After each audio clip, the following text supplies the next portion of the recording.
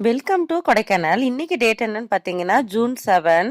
June month start ஆனதுல இருந்து வெயில் நல்லாவே குறைஞ்சிருச்சு. மிஸ்டியுமா சாரலுமா இருக்கு. ஜூன் மந்த் நீங்க கொடைக்கானல் வரணும்னு நினைச்சீங்கன்னா அது ஒரு பெஸ்ட் சாய்ஸா இருக்கும். ஏன்னா கிரௌடு ரொம்ப கம்மியா இருக்கும். ரோட்ஸ் எல்லாம் டிராபிக் ரொம்ப கம்மியா இருக்கும். சோ எல்லா பிளேஸையும் சுத்தி பாக்குறதுக்கு இது ஒரு கரெக்டான டைம்.